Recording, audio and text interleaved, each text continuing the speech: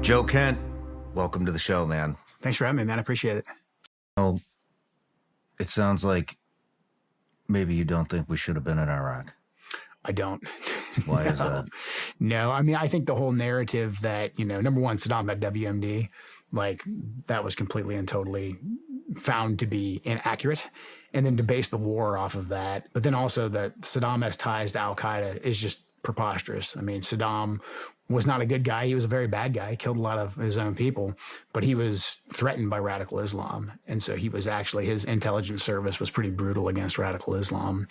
I just think we were lied to, lock, stock, and barrel. I think our government, squandered the will of the American people after 9/11. After 9/11, the American people were like, yeah, let's get it on. Let's go to war. Let's defend our country. We took down the Taliban and Al-Qaeda pretty quick in Afghanistan. Bin Laden escapes to Pakistan. And all of a sudden, it's like, don't worry about that.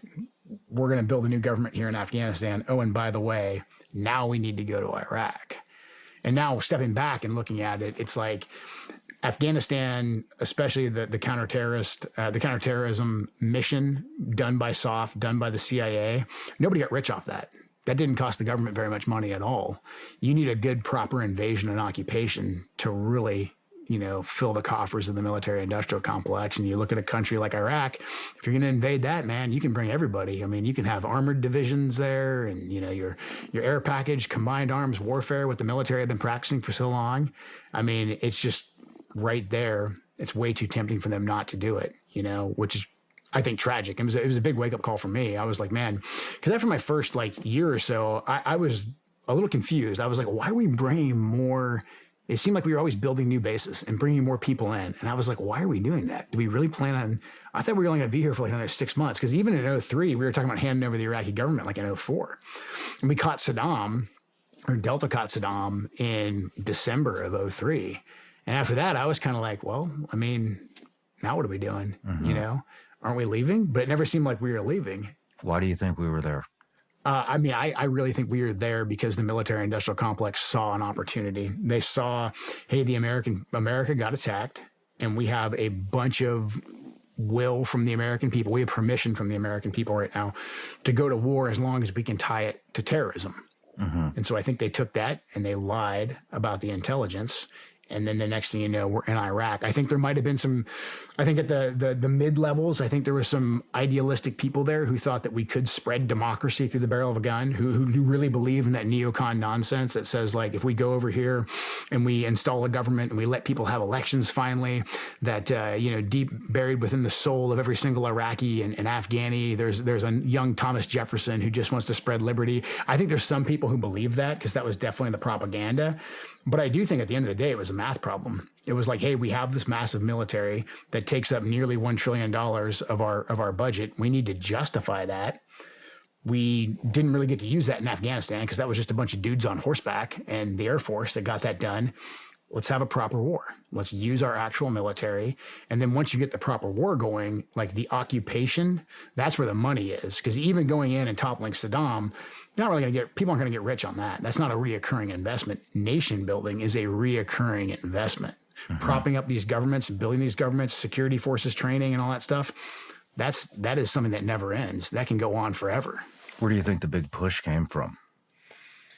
I mean, I think it just came from the moneyed interests in Washington, D.C. I mean, at the time, you had the Cheney family deeply invested in Halliburton, I mean... That's kind of what I'm getting. That's not kind of what I'm getting at. That's what I'm getting at. And then they put everybody who is part of polite D.C. society, everybody who's part of the establishment, they get a taste of that too. They get a taste in terms of, where the contributions are going on the political side, but then they're also building out jobs. They're making people very, very wealthy. They're putting up new production facilities in different congressmen and senators' districts. And so it's good for business. It's good for everybody. And I think an unfortunate thing, I think our generation, the GWAT generation, deserves a lot of credit for being the first all volunteer force that fought our longest war. So the longest period of time our country's been at war, global war on terror, but we never stood up the draft. It was all fought by volunteers. And I think we deserve credit for that, but I also think overall that was a bad thing for the country, because you could send the country off to war for 20 plus years. You could make a small group of people very, very wealthy based off that war, but only a very small fraction of the population is going to feel any effects whatsoever of the war. It's like less than 1% serve in the military. And then who knows that less than 1%? You're talking about now 2, maybe 3% of the American population. Man. So it's like, this is kind of a money-making scheme done on the backs of those who are, true believers like us that volunteer to go over time and time again. How read up are you on Cheney's involvement with Halliburton? Fairly read up, I think. Yeah, it's been a I while would since I looked at love it, but yeah. to dive into this. Yeah, So Cheney, for the audience, yeah, Bush's vice president, Dick Cheney, Yep. was the former CEO of Halliburton. yep. Halliburton ran, I believe, all logistics for both wars, Yes. correct? And that's what I'm talking about, where the money is in the occupation. The money is in the nation building. So anybody that was there that still isn't tracking all of the KBR, because KBR was a subsidiary company to Halliburton, the big Yep. logistics company. Everything that you saw that had KBR on it, the shitters, the chow halls, the construction, the fuel, every piece of logistics in that war belonged to Halliburton, Yep. whose former CEO is Dick Cheney, who is now the vice president of the United States, who probably made the big argument on why we need to go in there. Yeah, Cheney and all the guys that Cheney brought in to the Bush administration, all the Wolfowitzes, Douglas Feith, all those guys who made the case. And these guys have been talking about taking out Saddam for years before Bush was even elected. I mean, since 91, that had been the big neocon dream. But when you would read a lot of what they were writing at the time before 9/11, they always said we didn't have the national will.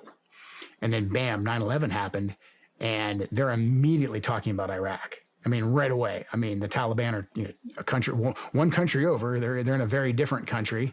They flee to Pakistan, a country we're still giving billions of dollars to, yet everybody is chattering about Iraq. And I personally think had Iraq not gone so disastrously, I think we would have gone into more countries. I mean, we did in a way. Later on, went into Syria and Libya and Yemen and all that. But I think we would have gone in with a much heavier hand had things hadn't gotten so stalled in Iraq.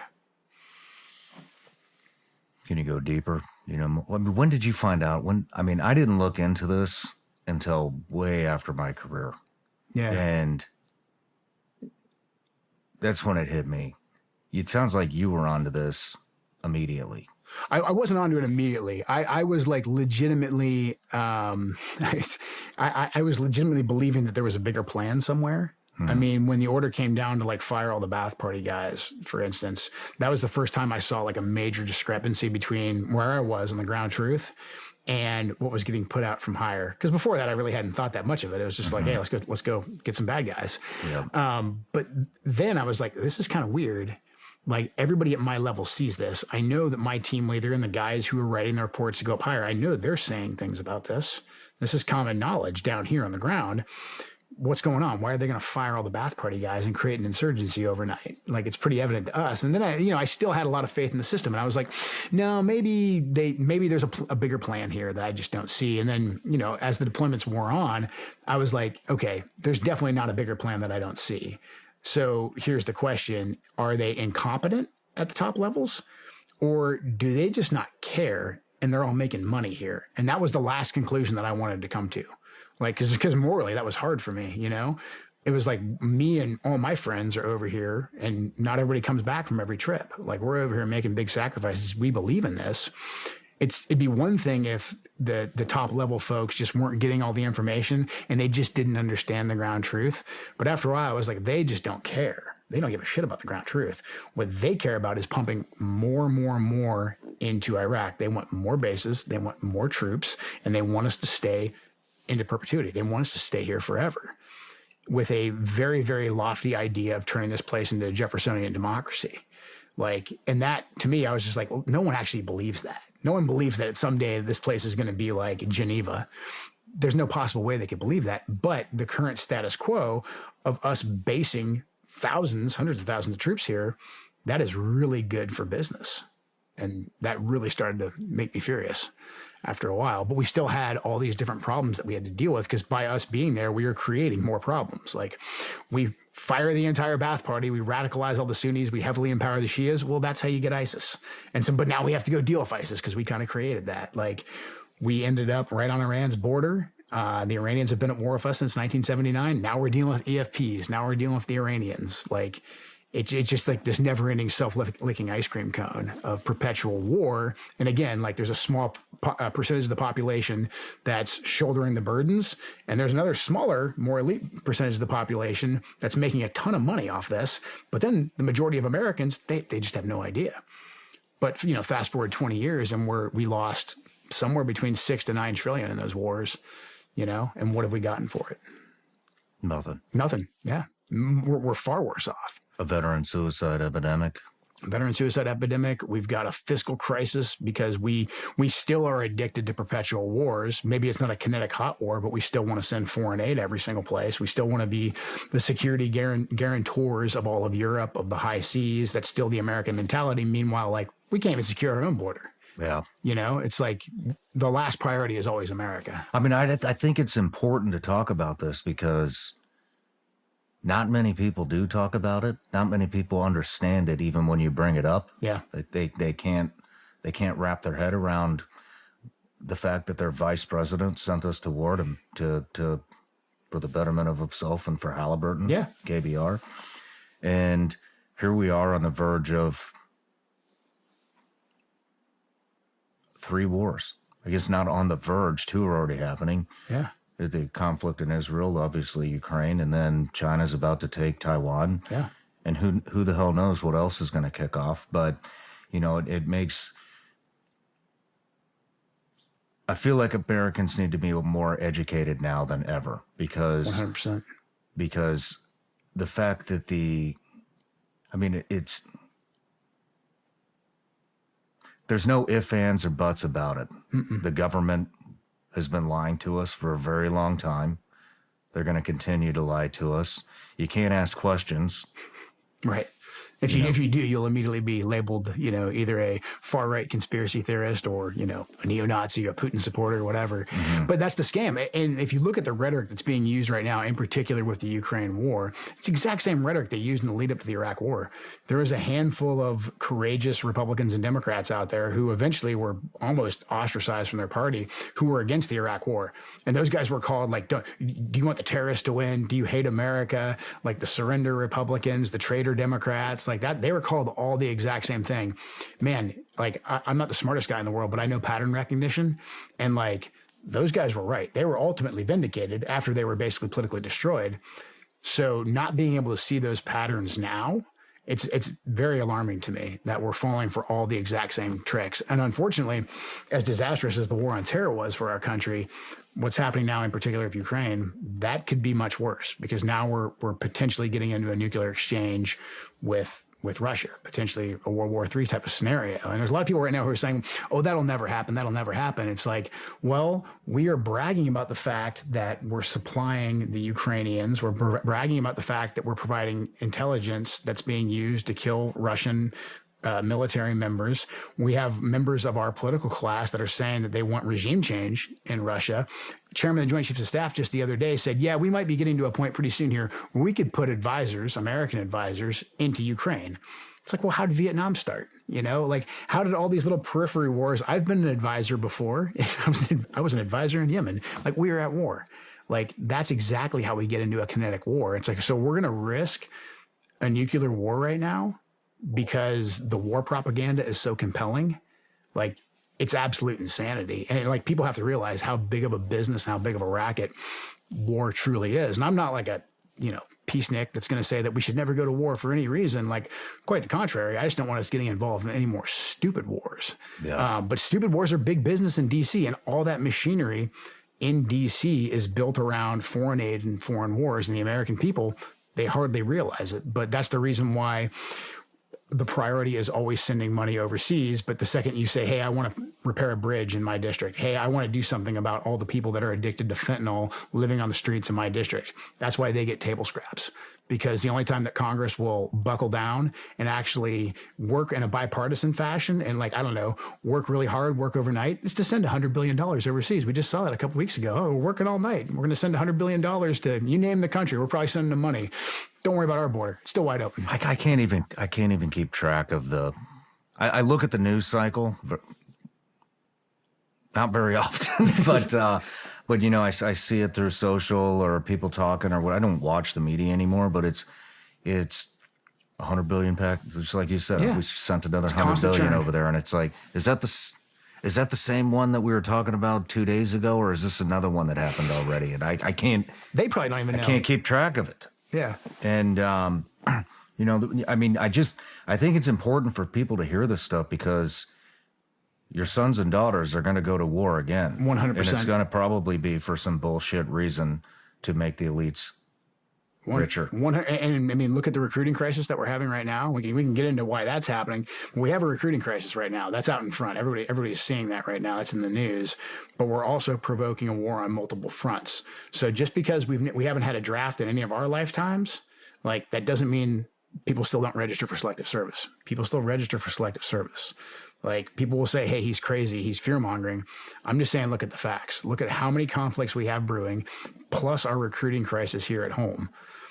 Easily the law of unintended consequences. Like, we could get into a shooting war in one of these theaters pretty easily. I mean, Biden thought it'd be a great idea to go build a pier off the port of Gaza, and they've already taken rocket fire there with American soldiers, like, getting in between the Israelis and the Palestinians. About the dumbest thing. You can do all kinds of dumb stuff in the Middle East, and we've done most of it, but this has got to be the dumbest thing that we've done, is trying to get in between the Israelis and the Palestinians and their conflict. And we're doing it. And so there's all these different pressure points where if one thing happens that we're not anticipating, or somewhat of a black swan event, we could easily be in a war, and you've got a depleted military. And so you're completely right when you say it could be your sons and daughters, because there's people who are like, oh, my kids aren't going to join the military. Like, well, they're still registering for the draft, aren't they? Like, that's the logical conclusion to the direction that we're heading in right now, unless we make some serious changes. I mean, I've already heard rumors that Fifth Group is going to be sending guys to Iraq because of the escalated situation with Iran now. Yeah. I mean, most Americans aren't aware of it. Our troops in Iraq and Syria have been attacked 150 plus times by Iranian proxies. And when we say Iranian proxies, we got to be clear on what that is. That's the Iraqi government that we pay. Because after the Iraqi military, we spent $2 trillion on, surrendered to ISIS, we had to go back in there in very short order and stand a military back up again. And guess who filled the breach? The Shia militias controlled by Iran did. And the Iraqi government's controlled by Iran. So these Iranian proxies that are attacking our troops are 100% funded by the United States of America.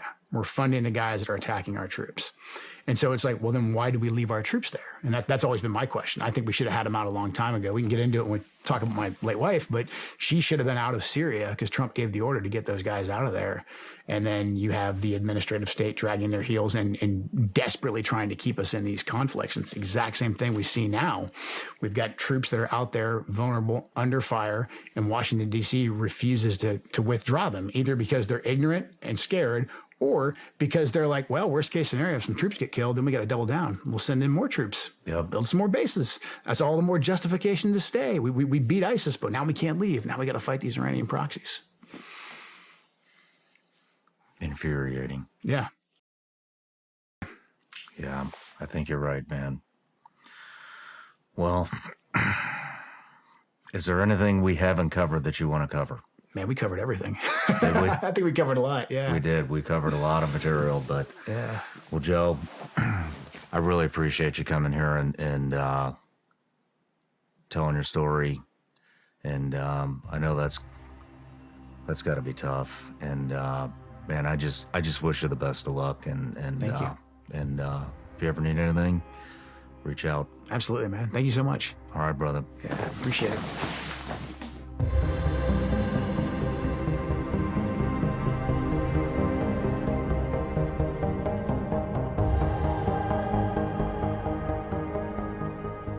No matter where you're watching Shawn Ryan Show from, if you get anything out of this, please like, comment, subscribe, and most importantly, share this everywhere you possibly can.